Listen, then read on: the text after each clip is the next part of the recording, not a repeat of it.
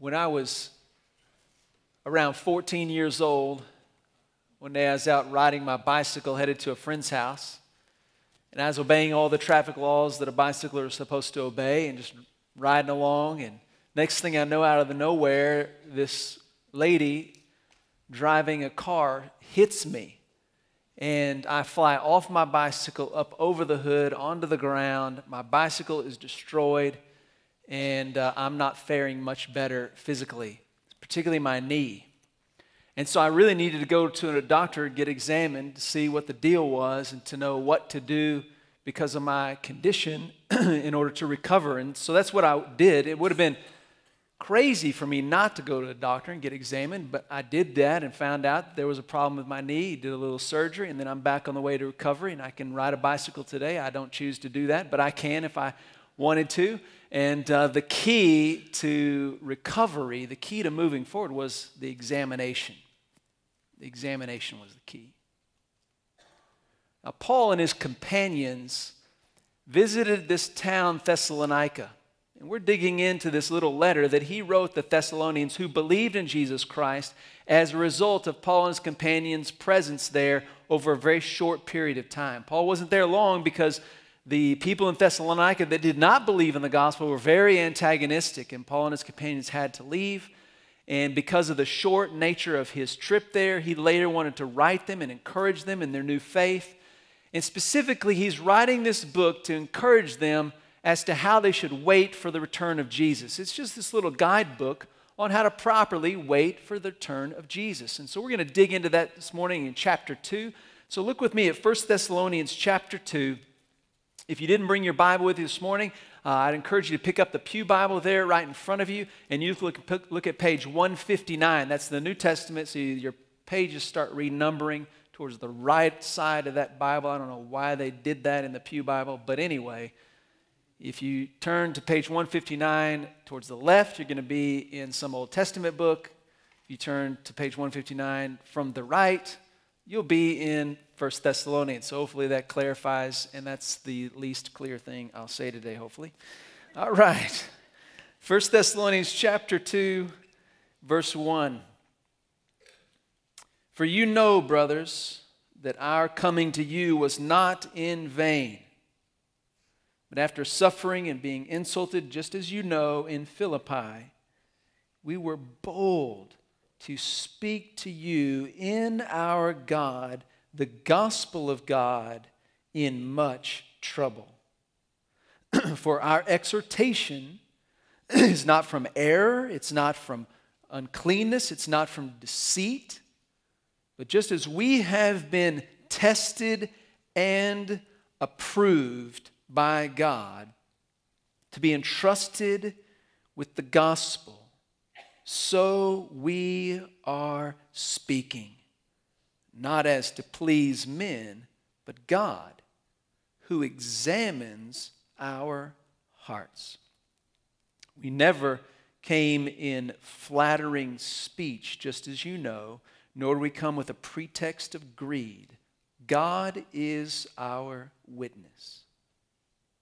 We are not seeking glory from men, not from you or from anyone else, even though our authority as apostles of Christ would have made us able to do that. But becoming gentle among you as a nursing mother cherishes her children. In this way, we felt strong feelings for you.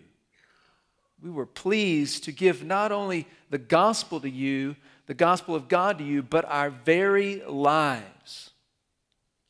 Because we love you. You became beloved to us. You remember, brothers, our labor and our hardship, night and day, working so that we would not be a burden to any of you. We proclaimed to you the gospel of God. You are witnesses, and so is God, as to how devout and uprightly and blamelessly we became to you who believed. Just as you know, exhorting you, encouraging you imploring each one of you as a father his children, so that you might walk worthy of God, who called you into his own kingdom and glory. I want you to notice, if you just read through that passage and you begin to pick out the things that are emphasized in that passage, you just read through it and you say, what in this passage is really emphasized? I think one of the first things just going to come out to you in terms of emphasis in this passage is the gospel. You notice that almost every single verse in those 12 verses either directly comments about the gospel or indirectly implies the gospel by virtue of what they're saying, how they're saying it, how they're exhorting, what they're going through. I mean, the gospel is just saturating this passage. You see, Paul and his companions go to Thessalonica to proclaim the gospel there, and everything that they were doing there had to do with the gospel. Now, just to be clear, I want to make sure we understand the content of Paul's message. The gospel. So God created all things, created creation as we know it, so that we might enjoy it, and that we as his people, as human beings, might enjoy perfect fellowship with him in a perfect creation. So God created all that we see for our enjoyment in the relationship we are to experience with him, perfect fellowship. But we sinned, and sin broke the world, and sin broke that fellowship. And God sent Jesus Christ, his Son, to redeem everything by virtue of his death on the cross and his resurrection from the dead. And by a personal decision of faith in Jesus Christ, each one of us can experience God's redemption, the forgiveness of our sins, the restoring of that relationship, so that now, through faith in Jesus Christ, we are waiting for the day that Jesus Christ returns and makes everything right again and gives us, those who trust in Jesus, eternal life. That was the content of the message that Paul and his companions brought to the Thessalonians. But it wasn't just about announcing content. It wasn't about just giving information. You see, with the announcement of the good news that God has set in motion redemption for everyone, and that everyone through a personal decision of faith in Jesus Christ can experience that redemption, that announcement in and of itself created a call for response. Every time the gospel is announced, inherent in that announcement is an invitation to respond. So they were called to decide, to make a decision whether or not they would follow Jesus Christ.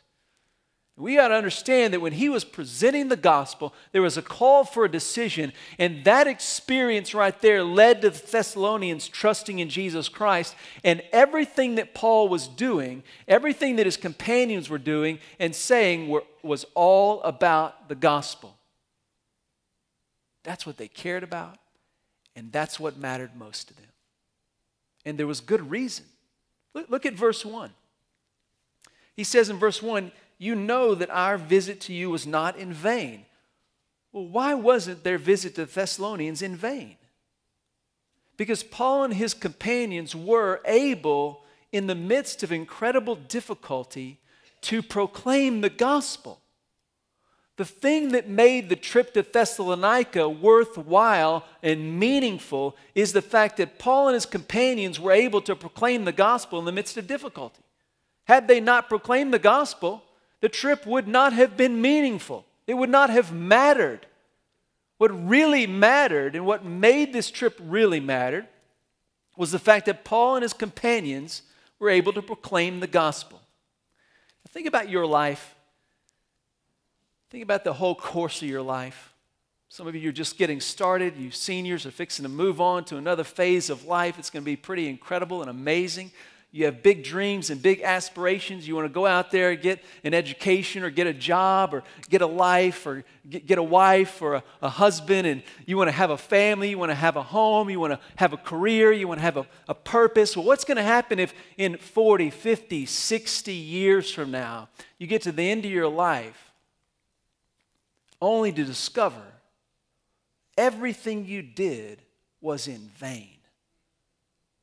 I mean, wouldn't that be terrible?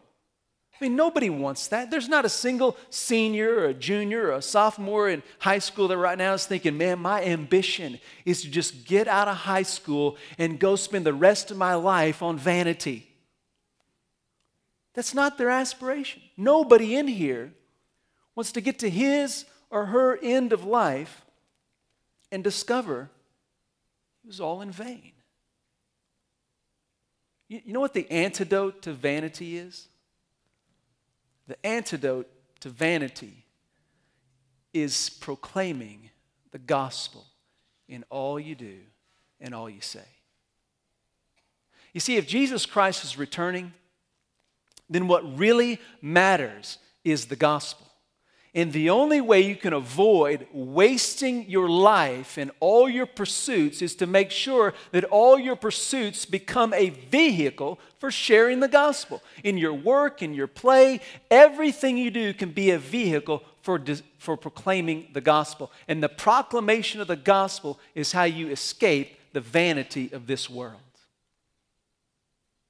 You know, recently a guy named Canon White was the chapel speaker at Wheaton College.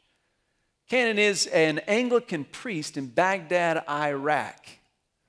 This is the third time he's spoken for chapel in Wheaton, and all three times he's ended his sermon with a phrase that has come out of his experiences in Iraq. It's a phrase that he is really excited about sharing with these students because he wants them to really see beyond what many people see when they look at his life. When many people look at his life, they think, man, you need to be careful, you need to watch out for yourself, you need to take care. And it would be something you would expect someone to say when you think about what he's faced. In the last 10 years, he's had 1,200 of his church members killed in Iraq. Everywhere he goes to do visitation or to see people or to help people, he's got to be with an armed guard. I mean, you can understand why people would say, be careful, take care. But you know what he says to those students when he does chapel? He says, don't take care. Take risks. Take risks for the gospel. Now, that right there is a great example of a life that is combating vanity by sharing Christ no matter what. Now, I know that living here in Abilene is not living like living in Thessalonica, and it's not like living in Baghdad, Iraq. But I don't want you to think just because today you won't be arrested for sharing the gospel, that sharing the gospel is still not a risky affair. Remember that our battle is not against flesh and blood. And if that is true, and that's exactly what the Bible teaches, then if you share the gospel here where God has placed you, you are taking a spiritual risk in the middle of a spiritual battle, and I can promise you there will be spiritual ramifications that will create trouble in your life. I just want to tell you, the only way to avoid vanity is to take the risk to share the gospel right where God has planted you. Now, if you read through this passage and you look for something else that's emphasized in this passage, you're going to see again and again how Paul and his companions are talking about their lives. They're talking about proclaiming the message, and they're talking about the kind of life they were living in front of the Thessalonians. And what you see is that their lives matched the message they were proclaiming. So they're proclaiming the gospel, and then they're talking about how their lives actually match that message. And talk about profound. I mean, really, that's how you escape vanity. When you can proclaim the message and your life matches the message, and your message is the gospel. Now look at what happens here. Back at chapter 2. That first section there talks about the suffering they're experiencing. He talks about Philippi, and then he also talks about what's happening there in Thessalonica. In Philippi, Paul and his companions were stripped publicly and then beaten with rods. That's a beating that can kill you. Paul later describes all these various beatings he received because of his stand for Christ. He says he can't even count how many times he was beaten. Beaten without number. Here he is willing to walk into a situation and willing to suffer the difficulties of the spiritual battle. And he sees those difficulties not as a problem, but an opportunity to share the gospel. He counts the suffering joyfully because he knows his suffering gives platform to seeing the suffering servant. You see, his message is about Jesus Christ who suffered. And here the messenger is suffering while he proclaims the message. His life matched the message. He talks about the fact that he doesn't want to please people, but he wants to please God. Again, his life is matching the message. Jesus Christ sought to please the Father in all that he did. He was not living for himself. He was living for the Father, seeking to glorify the Father, said, I've glorified your name. And that's exactly what we see in Jesus. And then we see Paul and his companions. They are living a life to please the Father, not to please themselves or anyone else. And their lives are matching the message. You can see that they're after the glory of God in that section. They want God to be glorified above anything else. They were not going to use their authority as apostles to gain glory for themselves. They were using everything they were and all that God had given them to gain glory for God. Their lives were matching the message. And then you can see that they were gentle, like nursing mothers with their children, having this deep desire, being well pleased, just like a mom is with her children, to give not only the gospel, but their very lives. I love that today's text mentions moms. How perfect is that? And that the illustration Paul uses to describe what his giving his life away with the gospel looked like, and the best description he could give that describes the kind of giving their lives away that would make them understand his perspective, was the picture of a nursing mother giving life to her children. I love that. You know, moms, if you're here today and you're looking for a little encouragement, just know that the scripture has just now said Happy Mother's Day to you.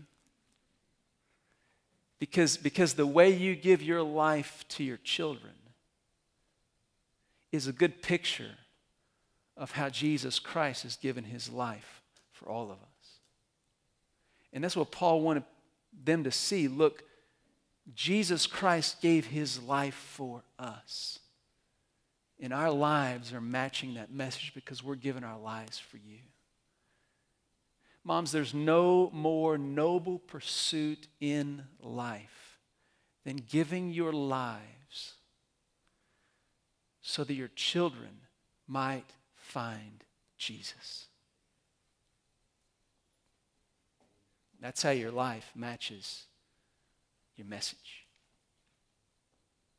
And notice they also talk about how they worked hard. Look at this, their labor and their hardship, working night and day. I mean, these guys put in lots of hours for the express purpose that nobody in Thessalonica would be burdened by them. Why? Because they didn't want to be a distraction from the message. They wanted nothing to distract from the message. They came in there temporarily.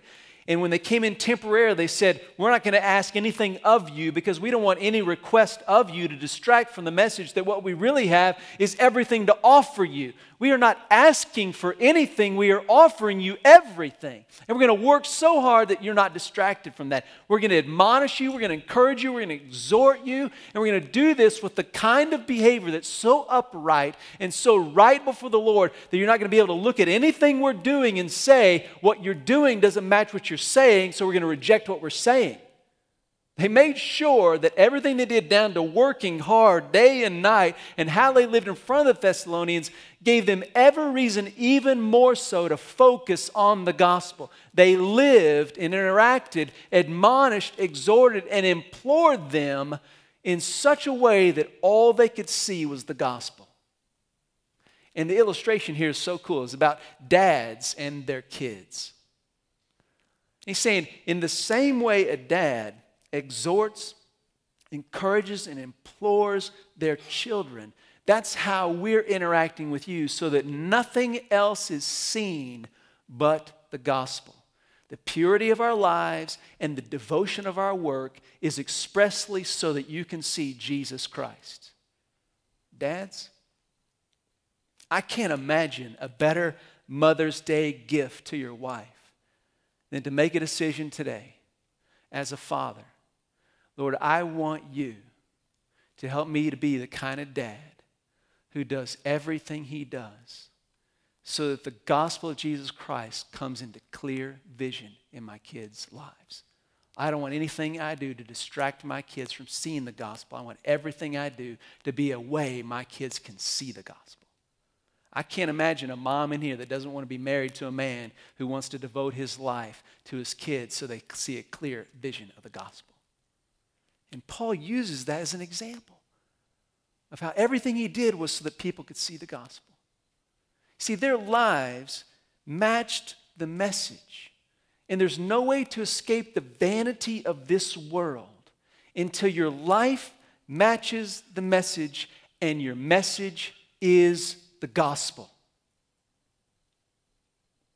And the key is examination. You think about the other thing that's emphasized in this passage. You clearly see the gospel is emphasized. You clearly see that this life matching the message is emphasized. And then you see something that Paul says about them. He says, God has entrusted us with the gospel. You know what kind of people we are among you. And what does he say? He puts this all on the statement in verse 4 about having been tested and approved. That word there that's used there is used to describe someone that goes through a test, is proven to be something, and because they're proven to be something, they are then approved to do something else. So what Paul is saying is there that God has taken us, He has tested us, He has proved us, and then He has approved us to be entrusted with the gospel. And notice, he says there that it is God who examines our hearts. And then he makes a statement several times about God being a witness. God can see into who I am and to every corner of who I am. And as God is my witness, I can tell you that this is what He sees and this is real. They just keep saying about this. God has examined us. God has tested us. God has proven us. And God has approved us. And we are here because God is our witness. The key to having a life that matches your message is God's examination. Being able to say, God is my witness. I mean, what does the examination of God look like? I mean, you think back to the Old Testament prophet Isaiah. In Isaiah chapter 6, he comes into God's presence. And what does he say? The Old Testament prophet Isaiah says, "Woe is me, I am sinful." When he comes into God's presence, what becomes glaring and obvious to his life is his sin.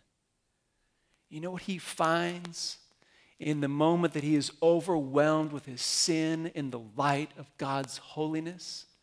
Forgiveness. He finds forgiveness. What about King David, the king over all of Israel? In 2 Samuel chapter 12, he falls under the examination of God. And God comes to him through the form of prophet Nathan and calls David to account. And you know what David sees in that moment? He sees his sin.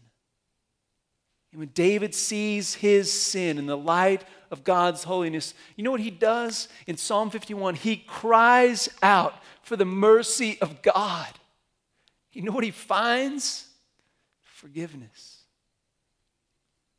The Apostle Paul, who's writing this letter to the Thessalonians before he came to trust in Jesus Christ, as he walked down the road to Damascus to further persecute and kill Christians, he had an encounter with Jesus Christ when he came into the presence of God, under the examination of God. Do you know what he experienced? He realized just how wrong he was.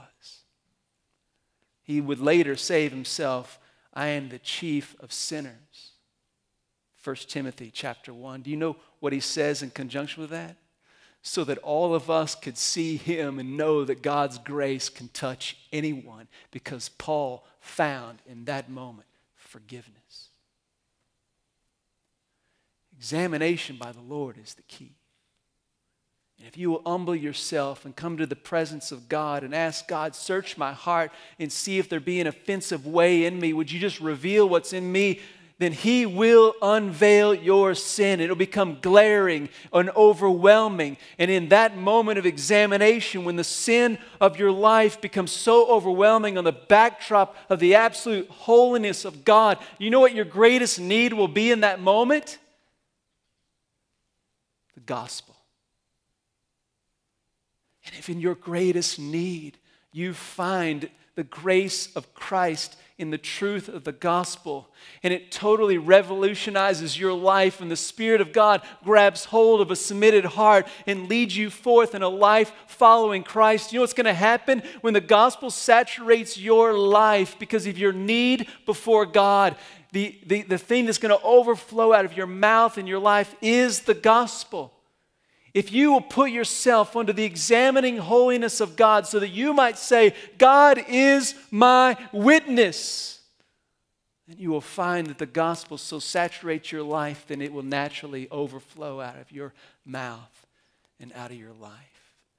And your life will match the message, and the message will be the gospel, and you will escape vanity. You will do what verse 12 says. Paul says to the Thessalonians, everything we're doing is it so you would live a life worthy of God, who called you into his kingdom and his glory. There's a day coming when Jesus Christ is going to return and establish his kingdom to the glory of God. And we are waiting for that day. And we are being admonished to live a life worthy of God while we wait. To escape vanity of not waiting well. You do that by coming into the examination of God. And I want you to note here that Paul is not talking about examination here in this passage as if it's a one-time occurrence.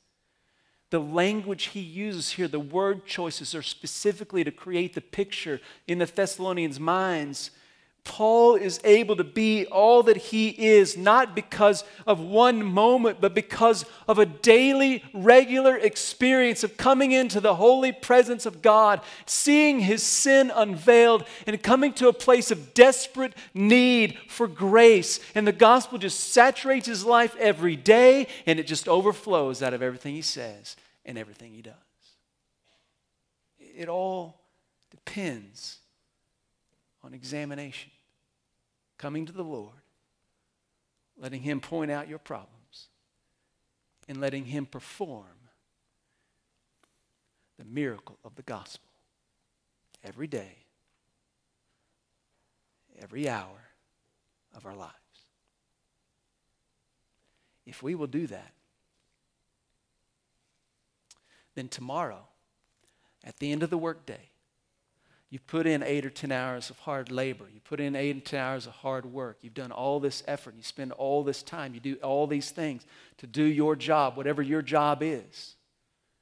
Tomorrow, when you get to the end of your workday,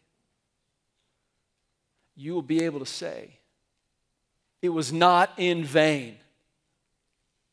You see, if everything you do tomorrow at work becomes a vehicle for saying and proclaiming the gospel because you have been examined by God and the gospel has saturated your life and it just flows out of everything you do, you will escape vanity and you will spend your hours in your day doing whatever it is that you do in the workplace, and you will find purpose and meaning in that because of the gospel. I mean, don't you want to spend all day tomorrow working and get to the end of the day and say, it was not in vain? The gospel. There's some moms in here. You've spent years and hours and just untold time taking care of your kids. And many of you in here are moms of young kids. And I'm telling you, there is a lot of work going into being a mom with little kids around. You spend all day long, 24 hours a day, no break. You can't sleep at night. You got sick kids. You got well kids. You got diapers to deal with. You got all kinds of issues. I don't know of another segment of the population that at times of being spent and worn to a frazzle that you don't need to be able to say, everything I'm doing as a mom is not in vain. And I'm just going to tell you, when you let your heart get saturated by the gospel, then all you do is going to be because of the gospel. And all you do and all that you say is about the gospel. Then nothing you do is in vain. Everything you do matters. I mean, students, you want to go to school and do all this studying and take all these tests and chemistry tests, biology tests, speech tests, whatever test it is, and you think, what in the world is the point? Let the gospel saturate your heart so that in all you do and all that you say, the gospel finds a vehicle. And none of what you do is ever going to be in vain. Ever. There's only one way we can escape vanity. It's by coming under the examination of God, getting saturated with the gospel. I just want to tell you, waiting on Jesus Christ has never been as good as when your heart is saturated by the gospel and it just overflows in all you say and all you do. It's the best kind of life. And so I join Paul and exhort you to live a life worthy of God as you wait for Jesus.